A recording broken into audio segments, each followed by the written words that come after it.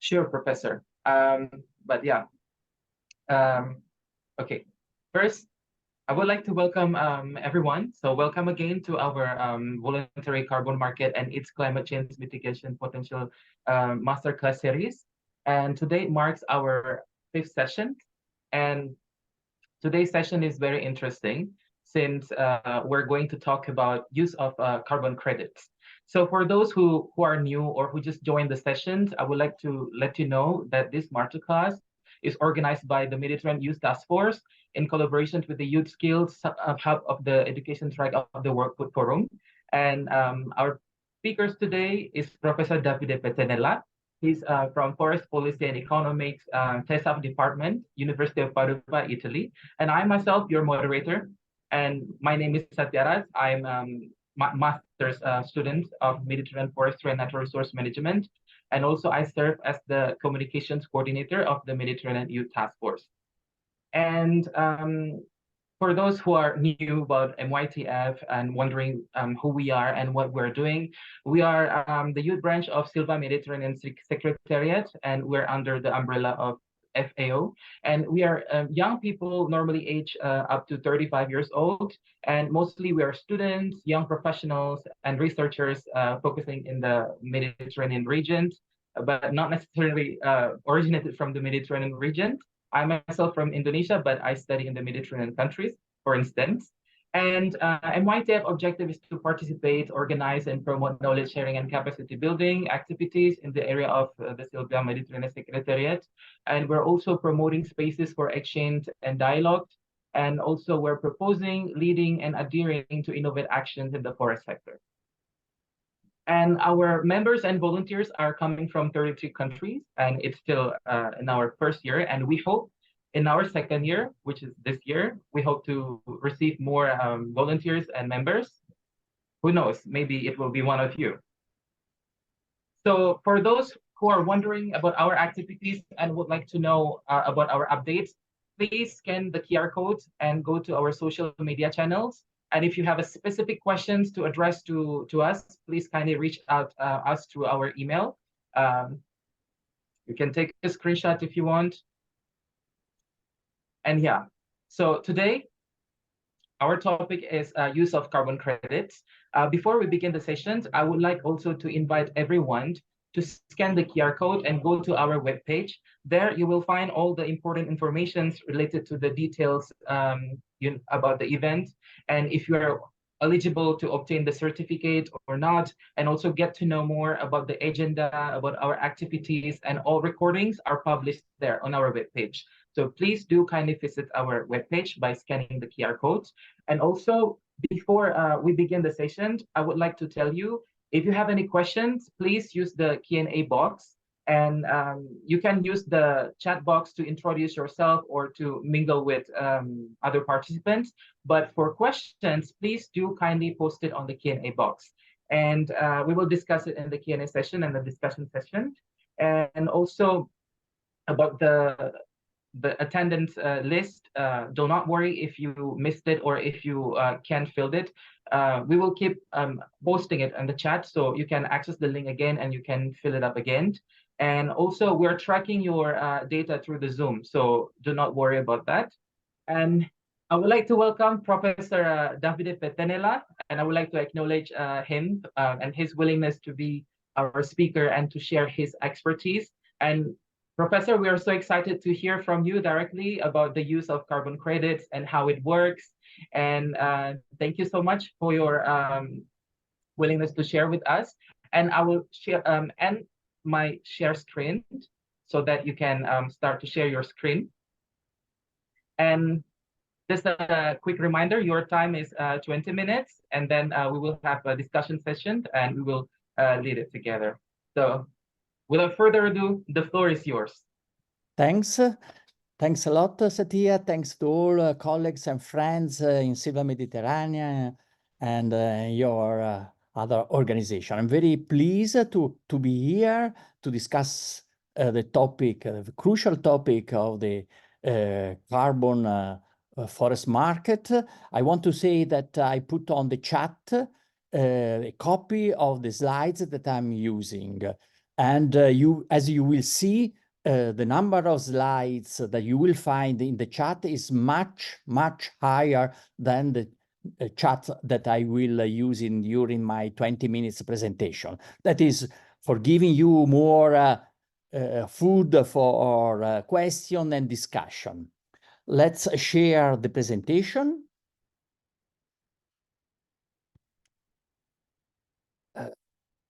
Yes, one moment.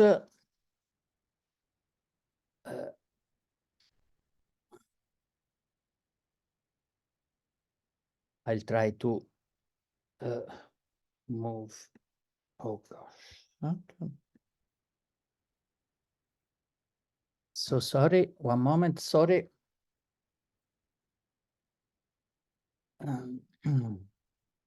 Okay. Again, I'll try.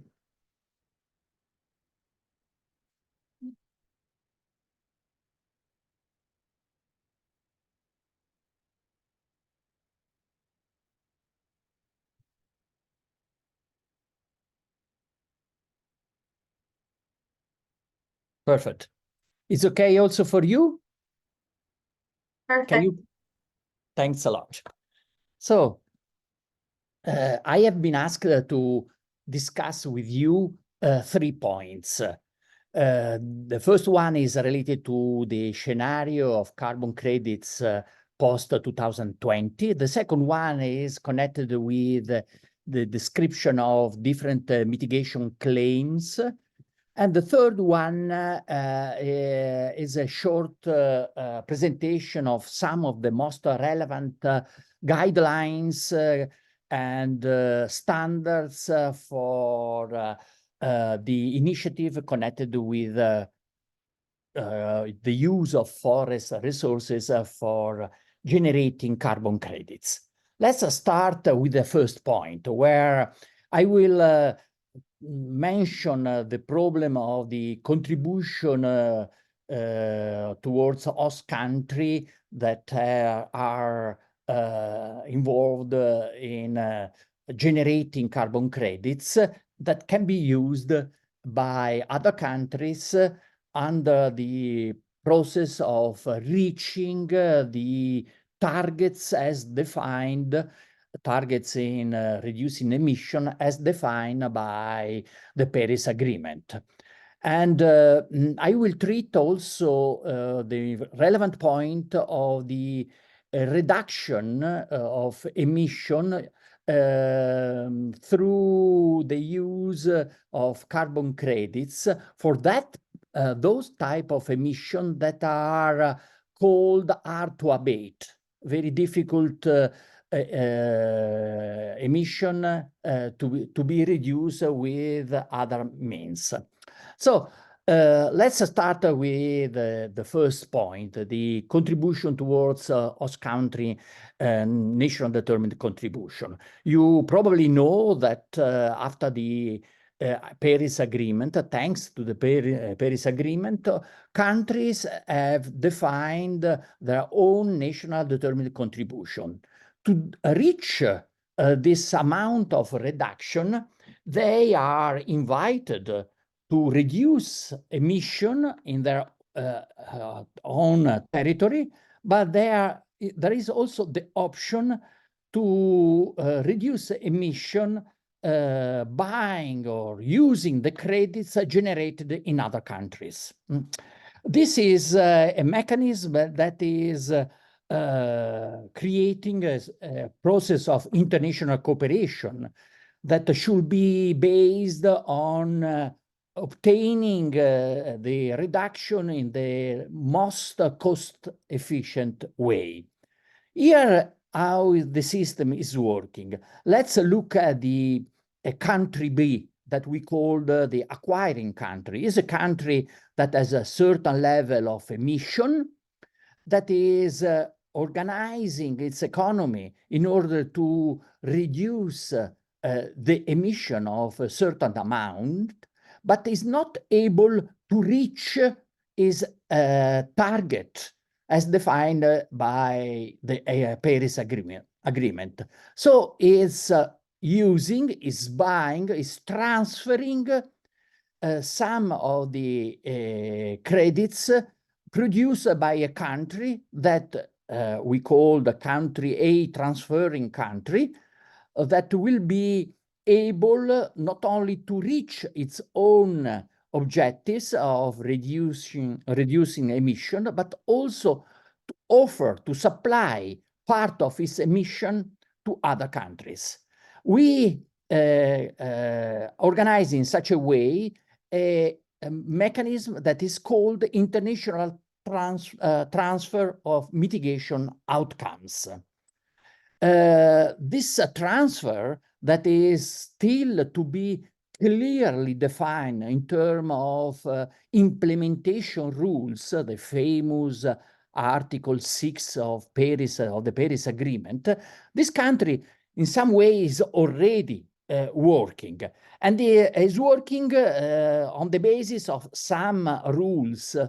The first rule, very important, is that each country has a primary task that is that of reducing in its own territory the emission, rather than substitute with removals coming from other countries. And another basic rule, sort of prerequisite, is that this transaction should be aimed only to reduce those emissions that are hard to abate. What does it mean, hard to abate? Means that in some sector where we need to produce some finished products, like in the heavy industry or in some chemical industry, in the near future, it's quite difficult to think that we will be able to reduce or to zero all the emission. The sectors involved in such problem are the heavy industry, the chemical industry, the aviation, where we are starting this year to produce a sustainable aviation fuel, but that is still representing a niche in the fuel used by the aviation sector. A very relevant sector is agriculture, where we have a very large emission linked to livestock farming and to rice cultivation. And that is a very interesting topic because in some way is raising the problem of changing, adapting our nutritional model, a topic that, of course, we have no time to discuss here, but that is a very important component of the climate policy. I will show you here an example of the role played by carbon removal in reaching the targets defined by the European Union for 2030 and 2050. As you see here from the graph, there is a component of our process that is based on drastically reduced emission. But notwithstanding this drastically reduced emission, still in 2050, there will be a component of our emission very hard to abate. This will be compensated by carbon removal. Carbon removal involving also the forest sector, but which are the main segment of the economy that will be involved in carbon removal activity. While I take this picture, this slides from the material of the European Commission, because recently we have approved an important regulation that is defining 3 sectors of carbon removal activity: the permanent storage in fossil deposit, carbon farming, including in this term also forest and agroforestry activity, and the third sector is the carbon storage in the wood products with a long life cycle, at least a life cycle of 35 years. By the way, looking at the first target that we have, that is reducing of 55% our emission in 2030, the first option, the permanent storage, will not probably feasible, because still the cost of permanent storage in fossil deposit is extremely high. So let's go to the second point, and let's speak about the difference on the concept of contribution and compensation. Then we will see quickly some types of claims, and we'll mention the problem of greenwashing. What do we mean for contribution? Contribution is a voluntary commitment made by countries to address climate change, while compensation involves the request for assistance or support from wealthier nations to mitigate the impacts of climate change. These are two terms very commonly used in all the negotiation for the United Nations Framework Convention for Climate Change. And these are two key points connected with the implementation of the Paris Agreement. By the way, when we speak about contribution and commitments, we are not referring only to the responsibility of state organization, but also to the contribution and the compensation claim defined by other organizations like companies, but also NGOs, non-profit organizations, local communities, even individuals. Here you see a list of network organizations as available in the website of Climate Champions that have in different way defined commitments towards some of the objectives connected with the mitigation of climate change. And here only a reference to some of the most relevant claims and commitments by companies based on using forest and forest plantation as an instrument for carbon removal. So companies are taking a lot of defining a lot of claims. Here is a list, quite a long list, not completed, of terms that we find when we look at the website, the documents of different organizations that have commitments in relation to reducing their impact in terms of climate change. Let's look at some of this concept. Carbon neutrality. Carbon neutrality is connected to the aim of compensating for all CO2 emission by an organization through two ways: reducing the emission themselves and offsetting. And offsetting, as I already mentioned, means investing in the forestry sector through plantation, afforestation, reforestation investments in the terminology of the Paris Agreement, REDD+ project, long life wood products, or in investing in farming, in land use, or in fossil deposit. Climate neutral is a close concept, quite similar to carbon neutrality, but this concept is larger because is referred to all greenhouse gases and not only to CO2, including this way also methane, nitrous oxide, and other chemicals that have a warming potential that are normally much higher than the CO2, take into consideration, for example, methane has a warming potential that is 25 times higher than CO2. Other two terms sometimes used as a synonymous are climate positive and carbon negative. Climate positive means the condition, the aim of an organization to reach emission into the atmosphere that are lower than the removal or offset.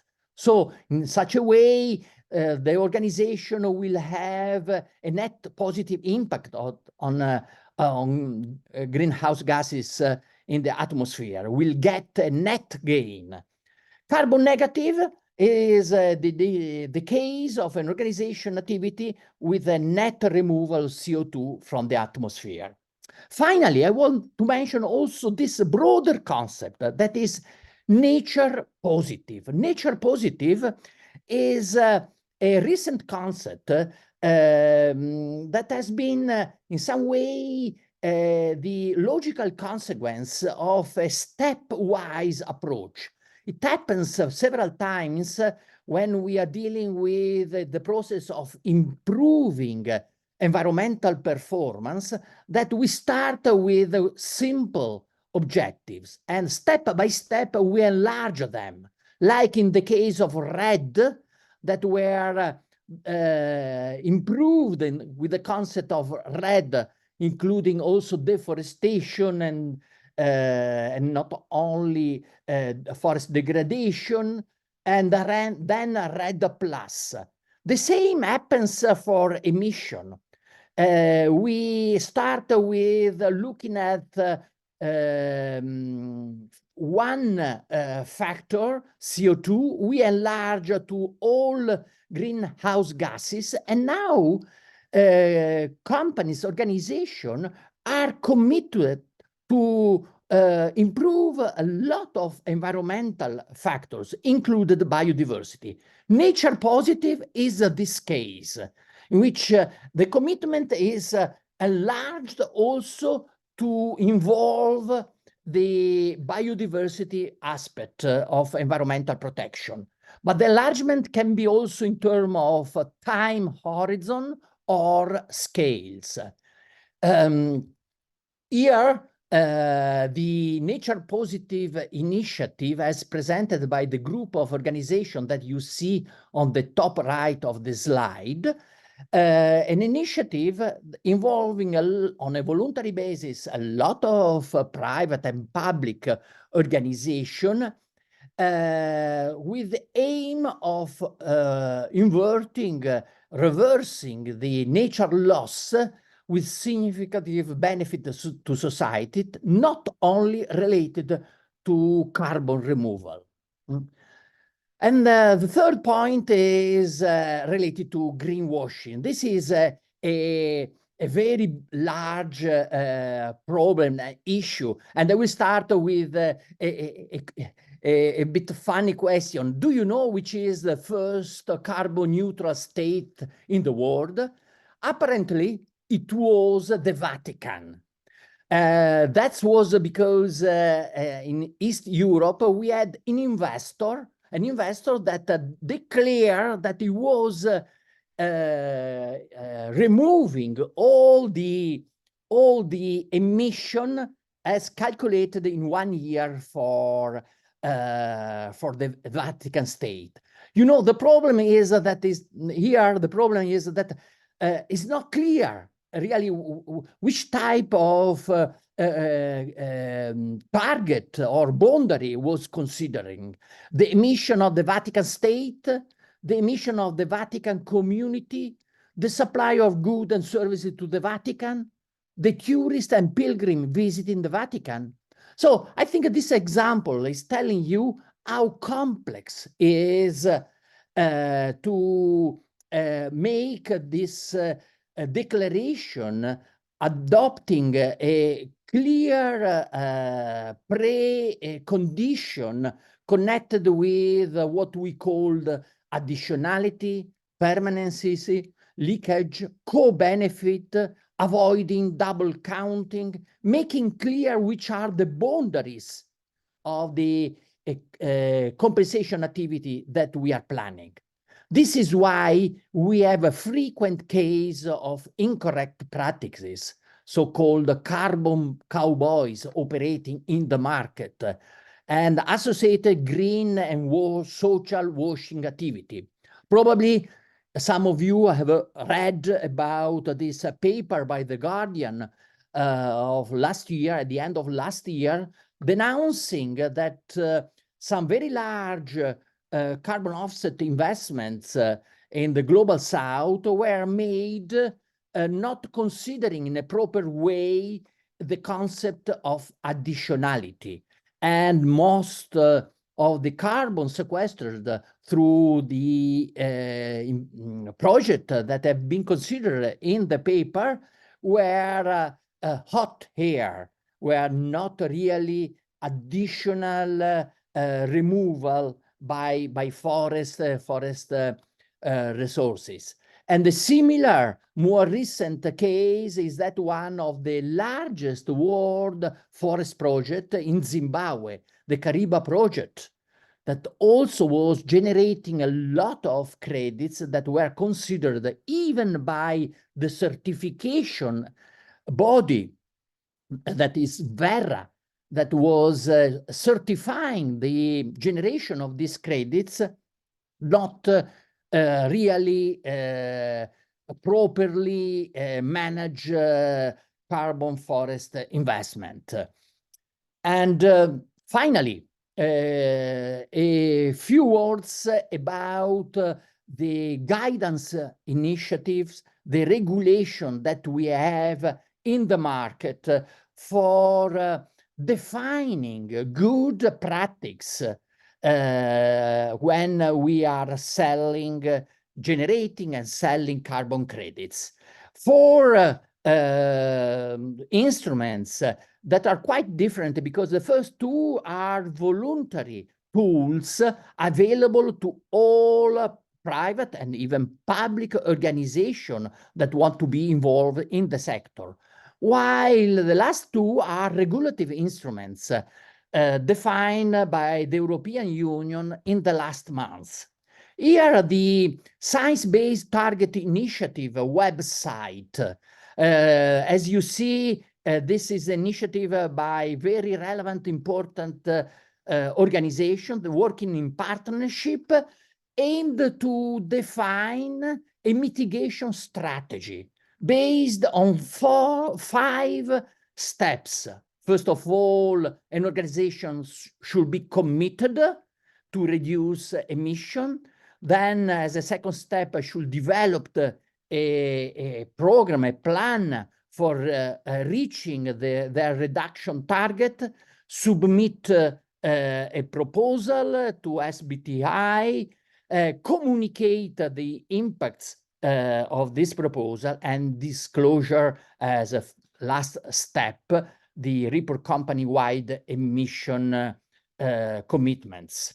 Another initiative is the Voluntary Carbon Market Integrative Initiative, with its claim of code, with its code of practice connected with claims. And this organization is publishing quite interesting toolkits, standards, and list of good practice, again with aim of regulating, self-regulating with a voluntary initiative, the generation and the supply of carbon credits. The third initiative, in this case, by the European Union, is the Directive on Green Claim. As a matter of fact, is a couple of documents, a couple of laws that are introducing the European Union market clear rules for avoiding greenwashing. And these rules are connected with the use of the sustainability label. It will not be allowed by companies to put labels referring to sustainability characteristics of the product without demonstrating that the company is following an independent third-party certification scheme. For the similar reason, the so-called generic environmental claims like a green product, environmental friendly product, a sustainable product will be not allowed to be used in presenting any type of product and services without a background of a serious standard.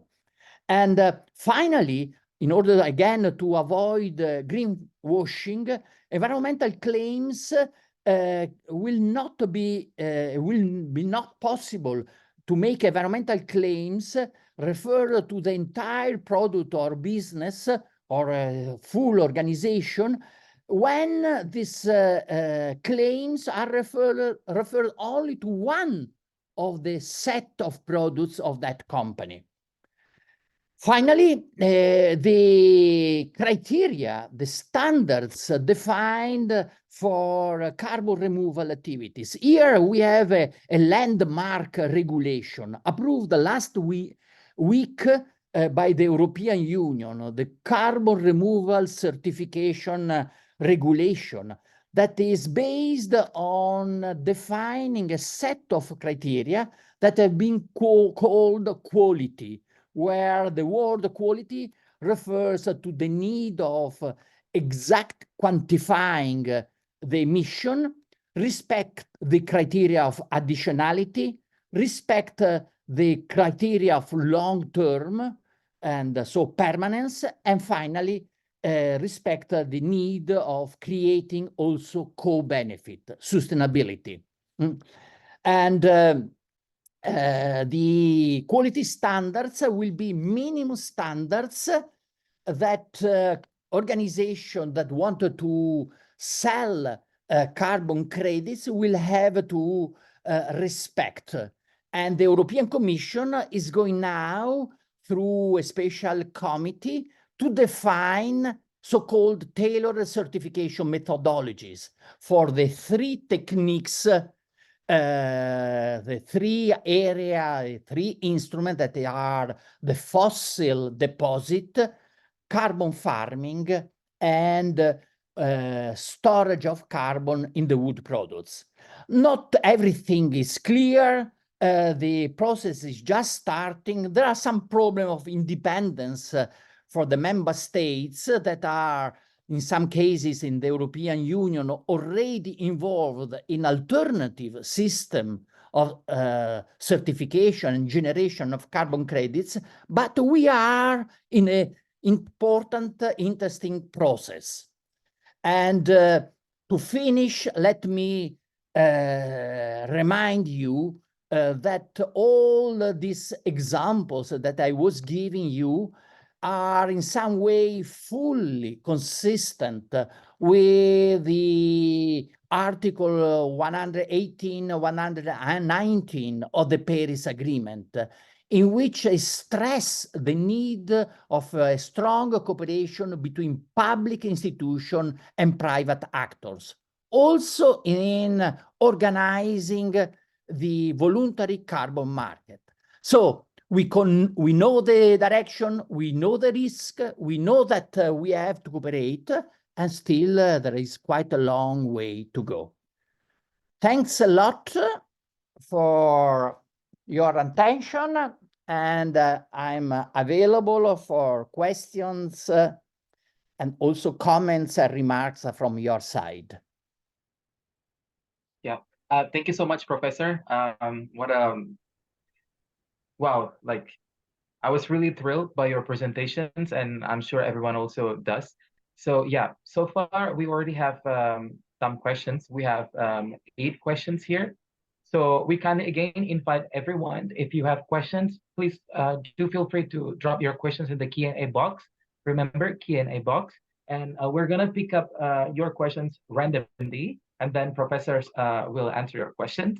And just a little information before we begin the Q&A session. Let me just show you something. Yeah. So actually, I think you are now a bit familiar with 84 since we had speakers from 84 before. So Professor Davide Pettenella actually is a full professor at University of Padova, and he specializes in forest economics and policies. And also, he has published over 500 papers and 40 books. So of course, he's the right expert. If you have sort of questions, please do feel free.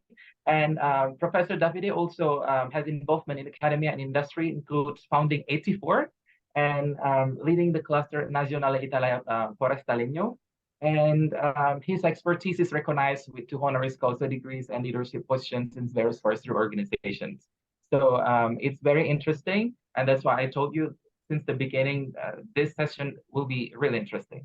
So yeah, without further ado, I think let's begin the Q&A session, Professor. So let's pick the first 3 questions.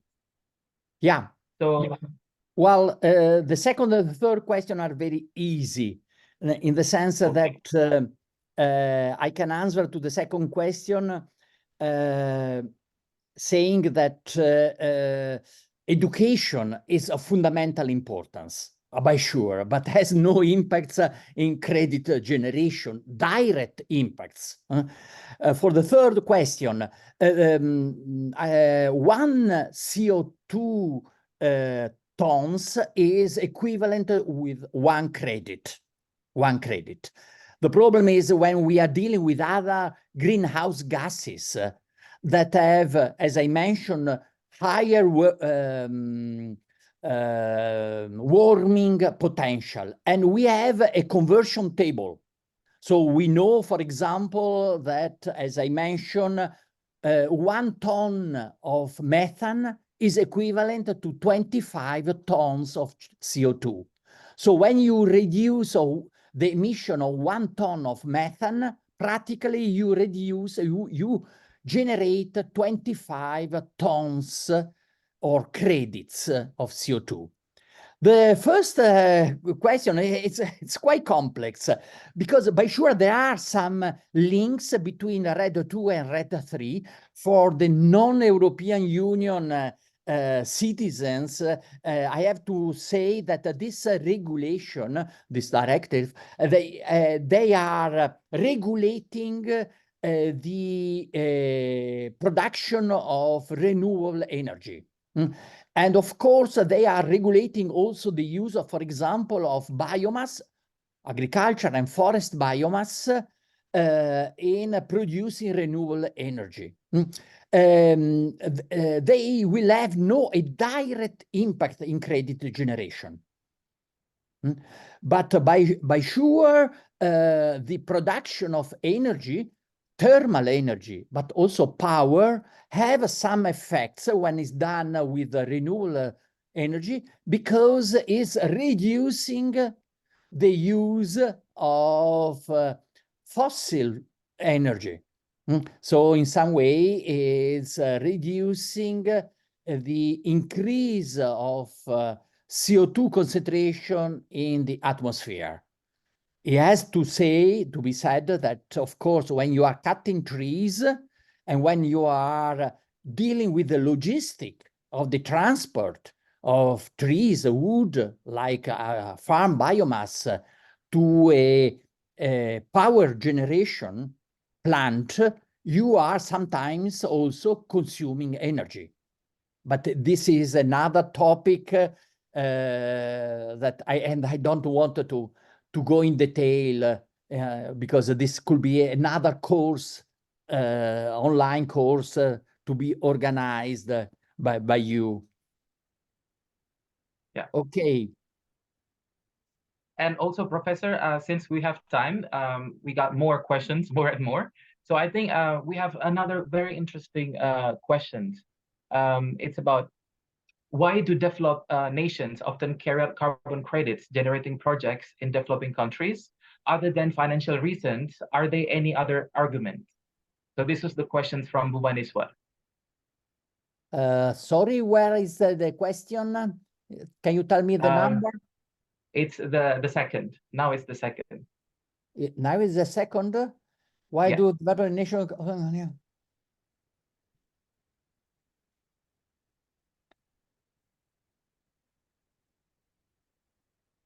Well, yes, let's say, let's look at the theory, in the sense that let's look at the official motivation. While the global north should invest in the global south.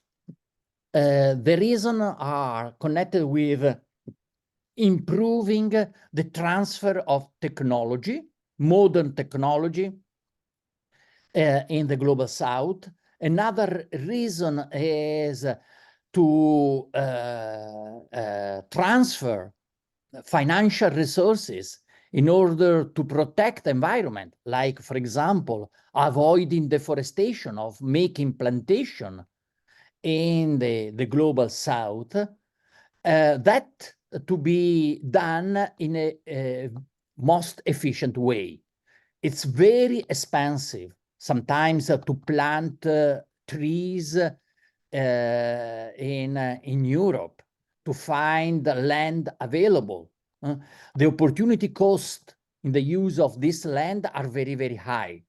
While in some countries in the global south, it may be easy to find land at cheap cost for plantation.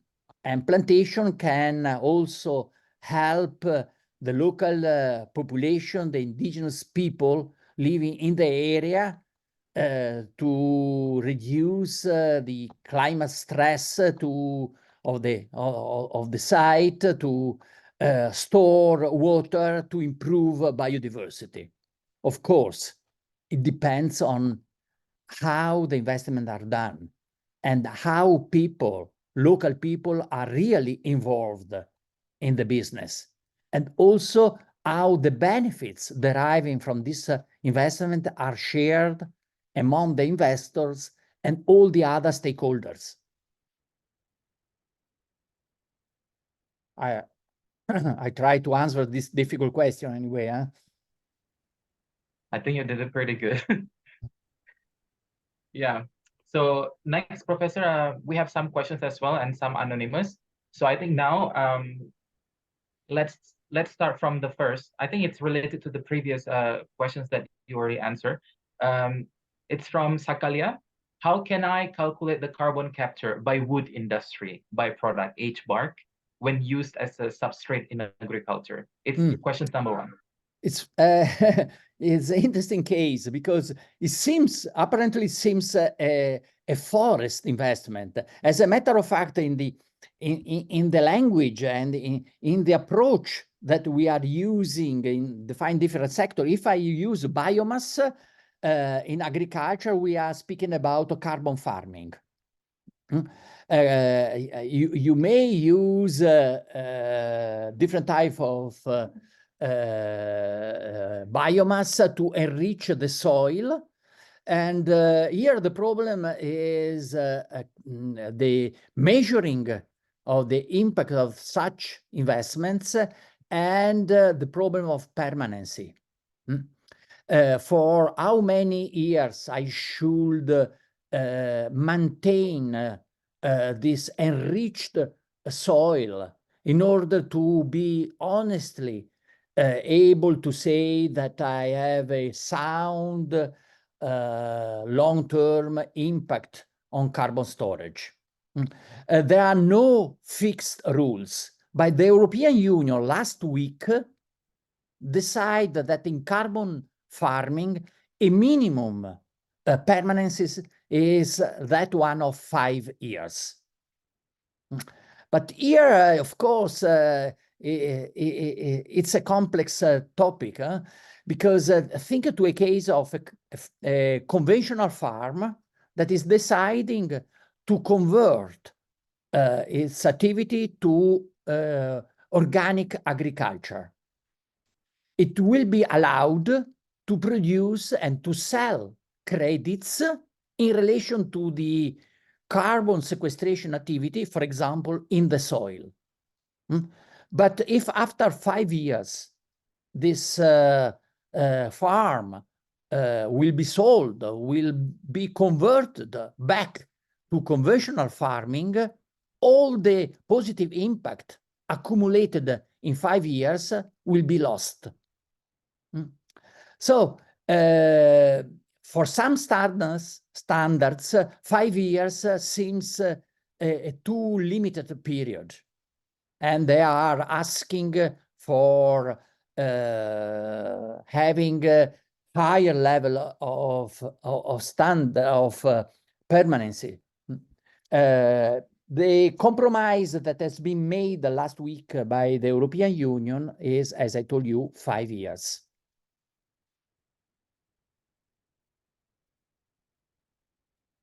Let me just unmute. Yeah.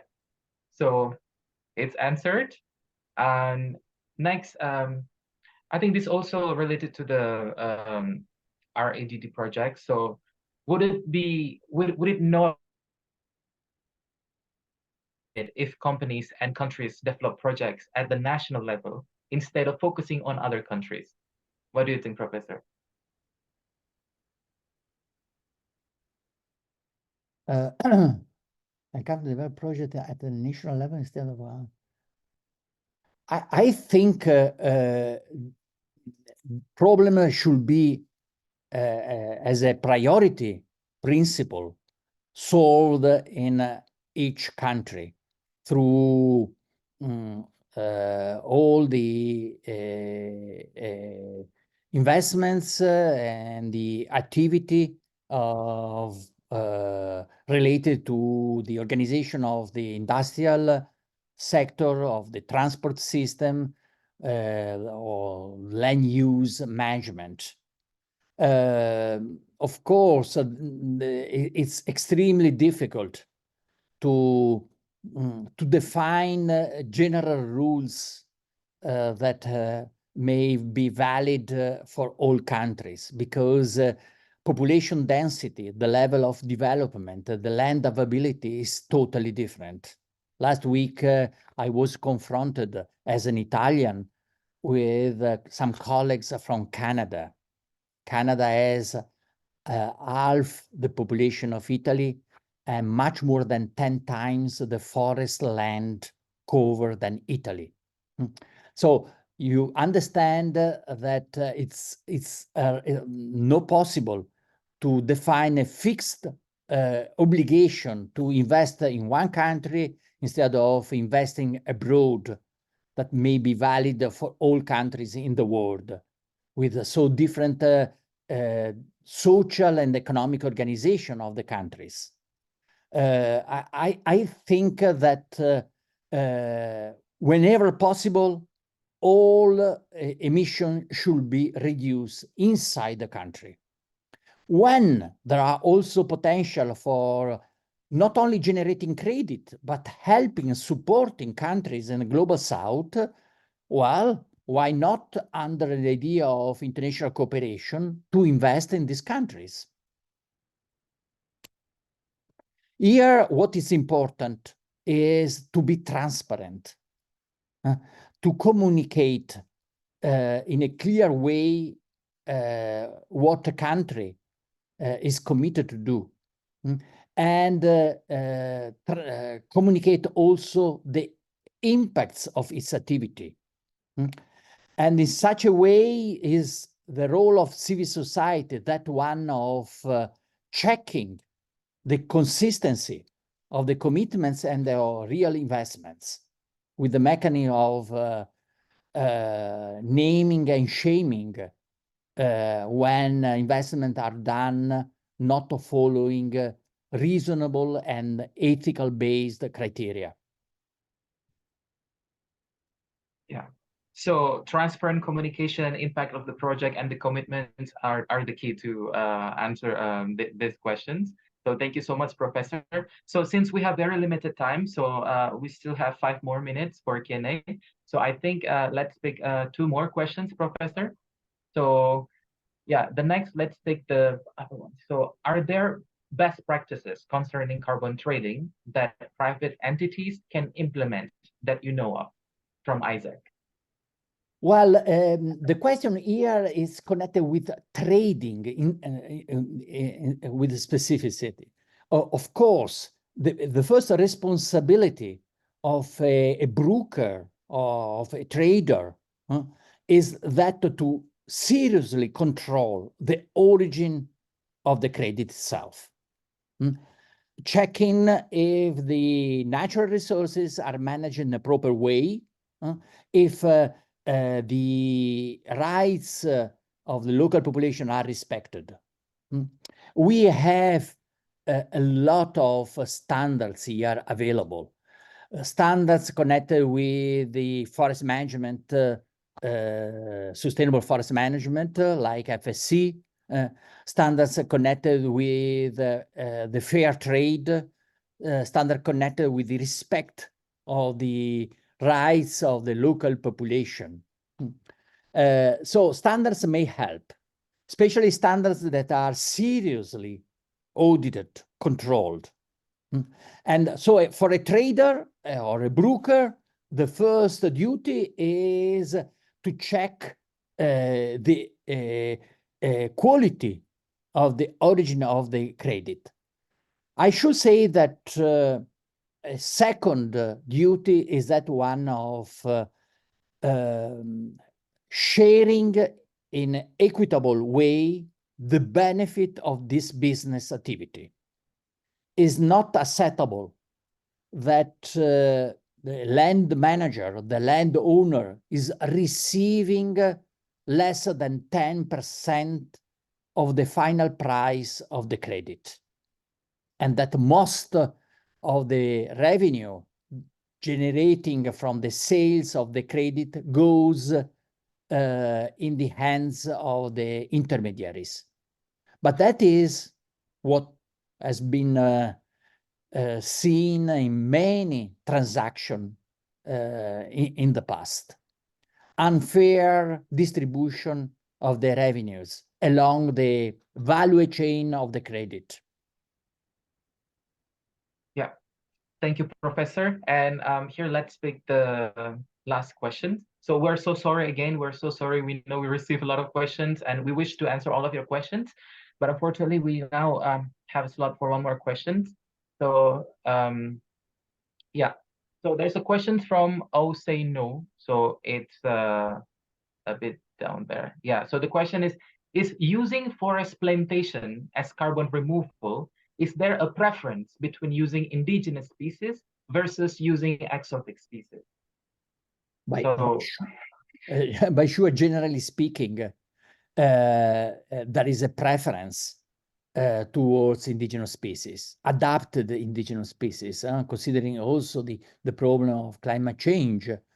This is a very general principle. Why?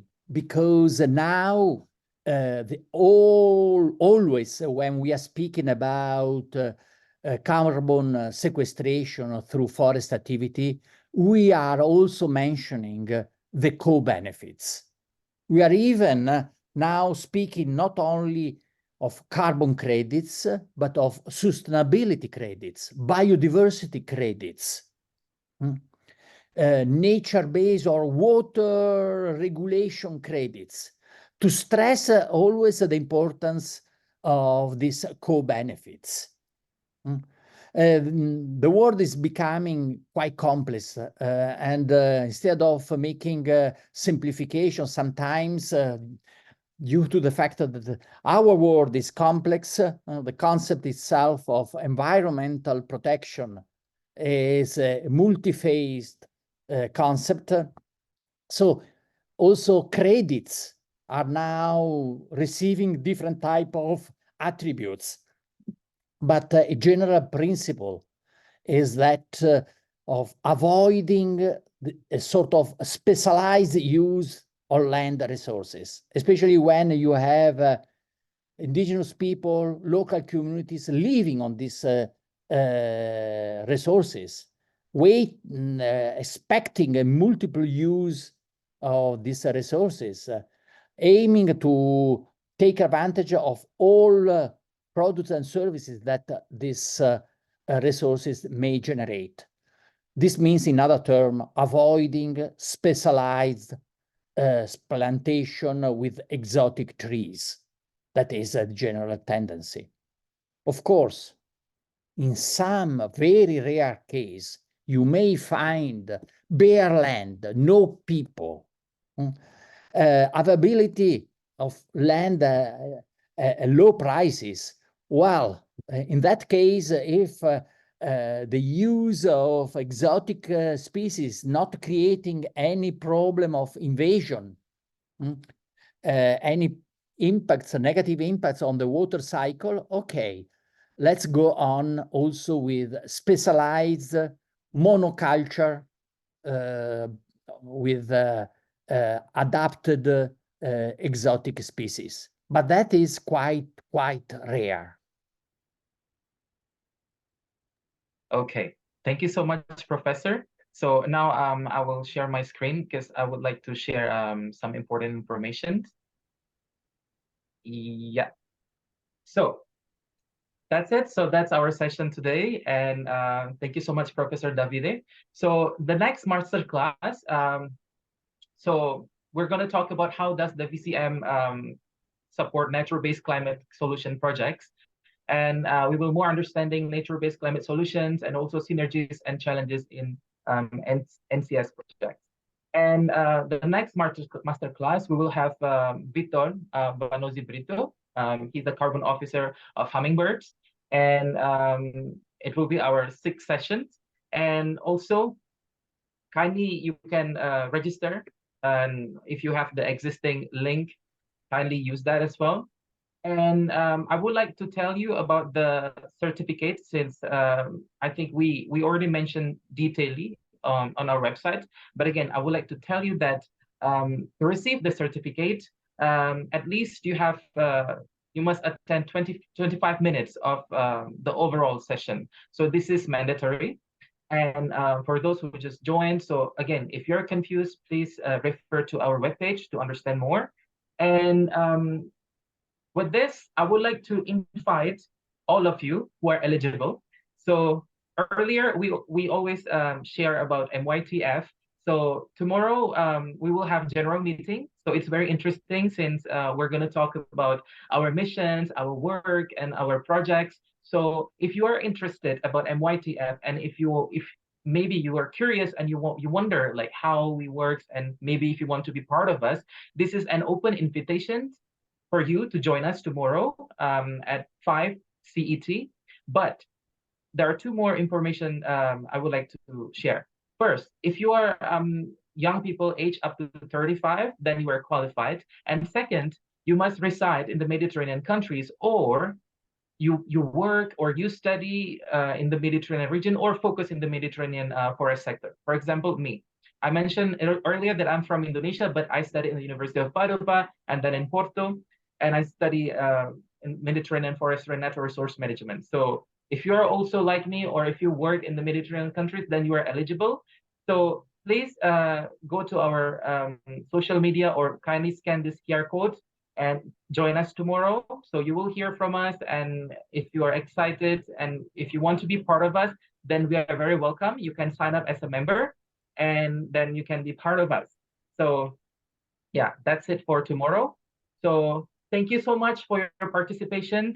And again, kindly, we invite you to go to our social media channels and also to go to our webpage to read more details about the Masterclass series. Moreover, for those who just joined or who are new to this or who missed this information before.